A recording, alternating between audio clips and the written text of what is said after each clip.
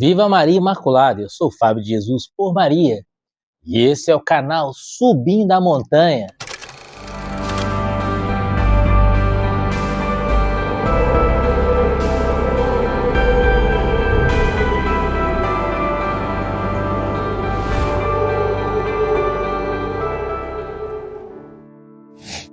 Palavras de vida eterna, o pão da palavra no seu dia a dia.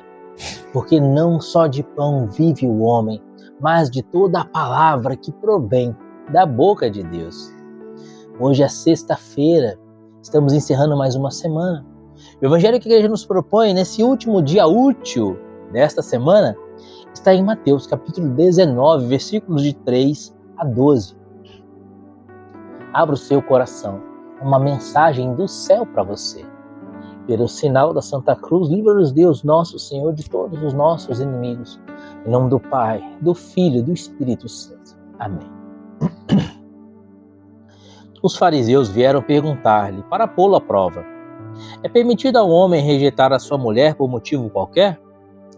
Respondeu-lhe Jesus: não leste que o Criador no começo fez o homem e a mulher e disse: por isso o homem deixará seu pai e sua mãe e se unirá à sua mulher, e os dois formarão uma só carne?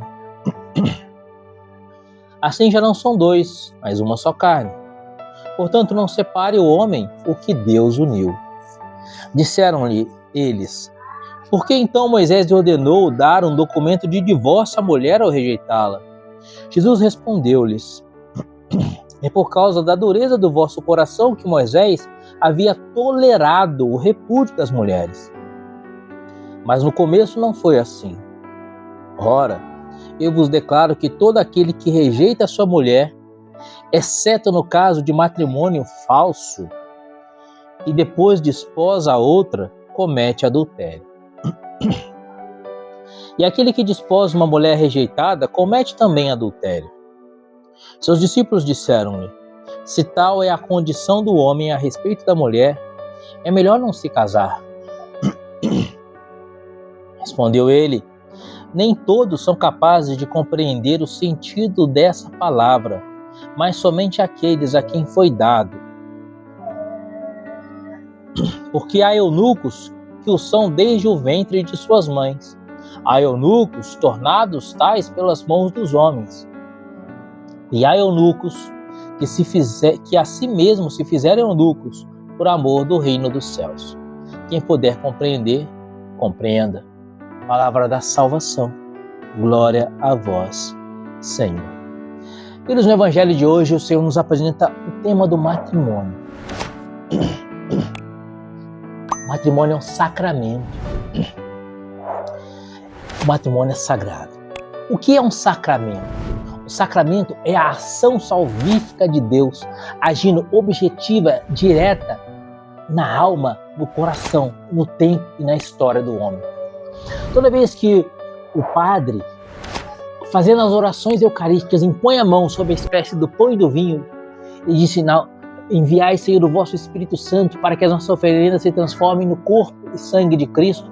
Depois, tomando a espécie do pão, ergue e diz: tomai todos e comei, isto é o meu corpo que será entregue por vós. Depois, tomando o cálice consagrado, o cálice contendo a espécie do vinho, ergue dizendo: tomai todos e bebei, este é o cálice da nova aliança, no meu sangue. Fazei isto em memória de mim.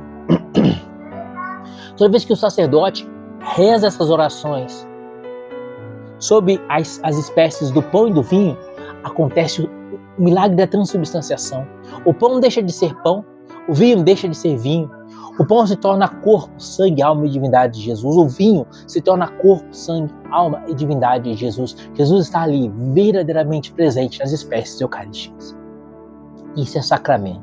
Não depende da fé do padre. O padre pode até mesmo talvez ter dúvidas sobre a presença real de Jesus na Eucaristia. Mas se ele é um sacerdote legitimamente ordenado, toda vez que ele rezar a Santa Missa, que ele fizer as orações eucarísticas, acontecerá o milagre da transubstanciação. Assim é em todos os sacramentos. Pense você no sacramento do batismo. Quando o sacerdote derrama água na cabeça da criança ou do adulto que vai ser batizado, e diz: eu te batizo em nome do Pai, do Filho e do Espírito Santo. Se ele faz os gestos se ele usa a matéria da água, e se ele diz as palavras corretas, eu te batizo em nome do Pai, do Filho e do Espírito Santo, sempre aquela criança, aquele batizado, tornar-se-á templo do Espírito Santo, tornar-se-á morada da Santíssima Trindade, tornar-se-á filho de Deus por eleição. É sacramento. Não depende da fé do padre, não depende da fé da criança ou da pessoa que está recebendo o sacramento do batismo. Não depende da fé. É objetivo. O sacramento vai acontecer. É uma ação salvífica de Deus no tempo da história, uma ação eficaz, salvífica de Deus no tempo da história. Assim todos os sacramentos. O sacramento da confissão, quando a pessoa de fato apresenta todos os seus pecados, sem ocultar pecado algum, tendo o arrependimento verdadeiro de todos os pecados cometidos, com a firme propósito de emenda, de não mais pecar, confessa todos os seus pecados. E o sacerdote, erguendo as mãos, diz: eu te absolvo de todos os teus pecados em nome do Pai, do Filho e do Espírito Santo. Sempre haverá absolvição, sempre a pessoa estará completamente lavada dos seus pecados. É um sacramento instituído por Jesus.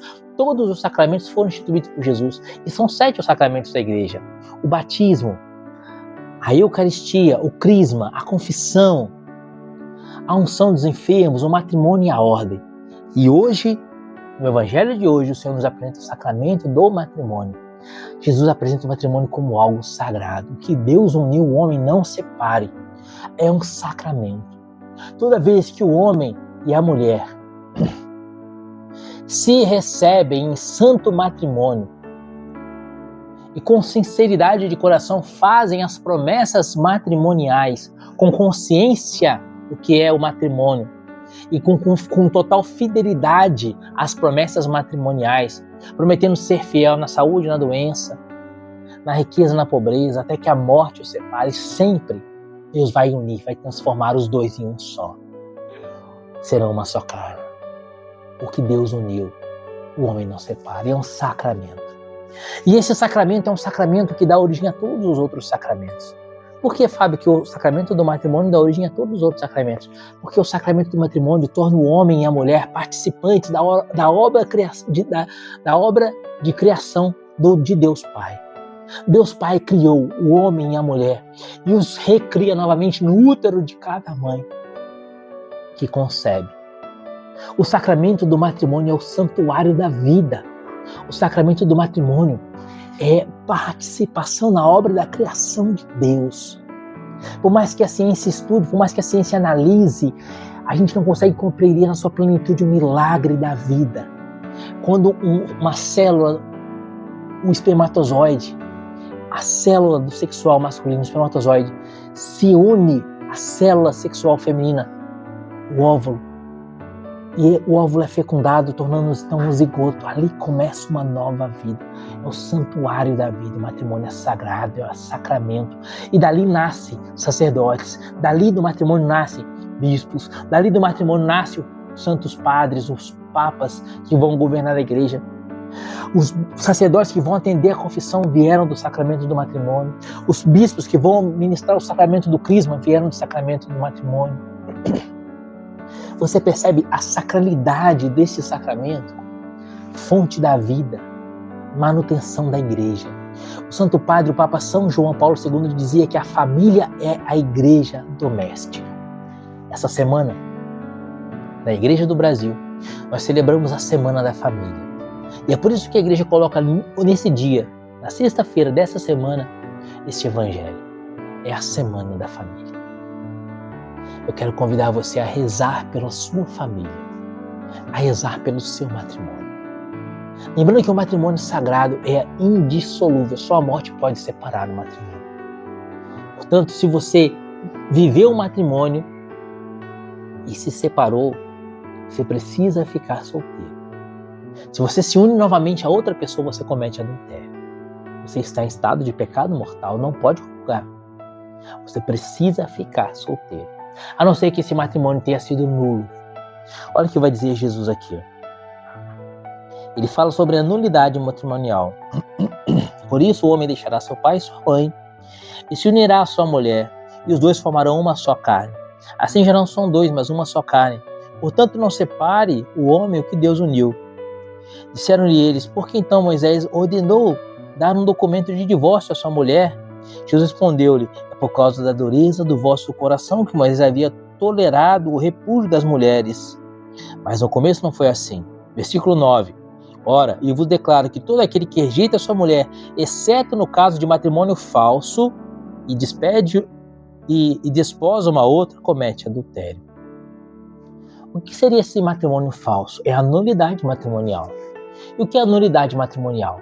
É quando, ao contrair o matrimônio, os noivos, ou um dos noivos, não tinham consciência exata do que estavam fazendo, ou mentiram. Por exemplo, a pessoa vai se casar e promete ser fiel na saúde e na doença, mas ele tem uma amante e quer manter a sua amante, não quer abandonar a sua amante. O matrimônio dele é falso, é nulo. É um matrimônio nulo, não aconteceu. Ou então, a menina engravidou e os pais da menina obrigaram eles a se casarem e ele está casando obrigado. Matrimônio nulo. Existem então diversos casos de nulidade matrimonial e esses casos devem ser analisados pelo tribunal eclesiástico, pelo tribunal da igreja. Se a igreja analisando o matrimônio e entender que aquele matrimônio não aconteceu, a igreja não anula casamento algum, ela apenas declara que foi nulo, que não aconteceu, por conta de alguns vícios, como eu disse, pessoas sendo obrigadas, pessoas mentindo, pessoas que não desejavam viver os votos matrimoniais, pessoas que casavam sem consciência do que estavam fazendo, e diversos casos.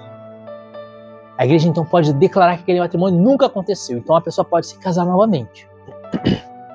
Agora, se você se casou e o seu matrimônio não foi nulo, você não pode se separar e casar-se novamente. Ah, mas meu marido me bate, ele vai acabar me matando, então se separe dele sim, é importante que você se separe, porque senão morra, né? Então você vai morrer, mas você fica solteira, não se case novamente. Você, homem, se casou em santo matrimônio, contraiu santo matrimônio até que a morte o separe. Não consigo mais viver com a minha mulher é neurótica, tornou minha vida um inferno, eu preciso me separar dela. Fique sozinho então pro resto da sua vida. Não se case novamente. Ah, eu fui vítima de adultério, minha esposa me traiu, meu marido me traiu. O Evangelho de ontem dizia que nós precisamos perdoar sempre, 70 vezes 7. Ah, mas eu não consigo, não tenho mais confiança, não consigo ver a pessoa, não consigo olhar a pessoa, estou com nojo da pessoa. Vou me separar. Se você se separar, lembre-se, você tem que ficar sozinho pro resto da sua vida, até que a morte o separe. Ah, mas ele me traiu, o matrimônio é nulo. O adultério não anula matrimônio. O que anula o matrimônio seria quando a pessoa prometeu ser fiel, ela estava mentindo. Ela disse que prometia ser fiel, mas não queria ser fiel. Pretendia já adulterar. Aí sim, o matrimônio é nulo. Mas se a pessoa prometeu ser fiel, prometeu de fato ser fiel e depois a cair por uma fraqueza, adulterou, o matrimônio não é nulo. Tendo feito essa análise sobre a nulidade matrimonial, sobre a sacralidade do matrimônio, sobre a família como santuário da vida, a família como igreja doméstica, quero trazer para você uma frase da irmã Lúcia, vidente de Fátima.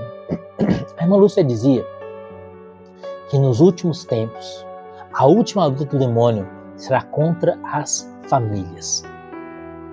No último tempo, no final dos tempos, o demônio vai fazer de tudo para atacar as famílias. Porque, como eu disse no começo do vídeo, é da família que surge toda a santidade da igreja. A família é santa e sagrada. A família é tão sagrada que Jesus escolheu nascer em uma família para mostrar que a família é sagrada, é desejo de Deus, é querida por Deus. O demônio vai atacar as famílias nos últimos tempos. E o que nós temos visto? Ideologia de gênero, feminismo, gaysismo, adultérios, fornicações, devassidões diversas. As famílias têm se tornado Sodomas e Gomorra. As famílias têm sido extremamente vilipendiadas por Satanás. Por isso, meus amados, reza pela sua família. Sabendo que nos últimos tempos o demônio há de atacar as famílias e que nós estamos nestes tempos nos quais o demônio ataca as famílias, arme-se. Arme-se para o combate. São Pio de Pietrelcina se referia ao Santo Terço como uma arma. Por isso, para terminar esse vídeo, eu quero convidar a você a rezar o terço em família. Você que é casado, reze o terço com a sua esposa. Você, mulher, reze o terço com o seu marido. Vocês têm filhos, reze o terço com seus filhos. Nossa Senhora prometeu ao padre Gobi o autor do movimento sacerdotal mariano. O Padre Gobi era um sacerdote que tinha locuções interiores. Nossa Senhora falava ao coração do Padre Gobi, o Padre Gobi escrevia. Os textos do Padre Gobi têm aprovação eclesiástica. O Santo Padre, o Papa São João Paulo II, era amigo pessoal do Padre Gobi. Numa das revelações, numas locuções interiores de Nossa Senhora, Padre Gobi, ela disse que ela promete a união da família que rezar o rosário, que rezar o terço. Ela promete que a família que rezar o terço não será atingida pela chaga do divórcio. Ela promete a salvação dos filhos. Olha que coisa maravilhosa. Reze o terço. Sabendo disso, eu me casei, eu e minha esposa, nós nos casamos no dia de Nossa Senhora do Rosário, dia 7 de outubro. E consagramos o nosso matrimônio a Nossa Senhora pela oração do terço. Todos os dias aqui em casa nós rezamos o terço com as crianças. Eu e minha esposa rezamos o terço juntos. Quando eu não estou em casa por conta do trabalho, no meu trabalho eu rezo o terço, e em casa ela reza o terço com as crianças. O terço será para nós como um escudo para proteger as famílias desses tempos em que Satanás tem se levantado para destruir a igreja a partir da igreja doméstica. Portanto, meu amado, resumindo tudo isso que a gente meditou hoje, o sacramento do matrimônio é santo, é santo, é santo e é santificador. É a igreja doméstica. Combata pelo céu. Joel capítulo 4, versículo 10 diz: mesmo enfermo diga eu sou guerreiro. É hora de lutar. Lutar pela nossa família, lutar pela salvação dos nossos filhos, lutar pelo nosso sacramento do matrimônio. E a arma a ser usada é o Santo Terço. Reze o terço em família. Reze o terço todos os dias. Você quer ter paz? Reze o terço todos os dias. Nossa Senhora disse em Fátima. Você quer ter paz na sua família? Você quer ser feliz? Quer ter as bênçãos de Deus na sua família? Atrai essas bênçãos por meio da oração do Rosário. Pede à mãe que o filho atende. Que Deus te abençoe e viva Maria Imaculada. Sagrada Família de Nazaré, nossa família vossa é.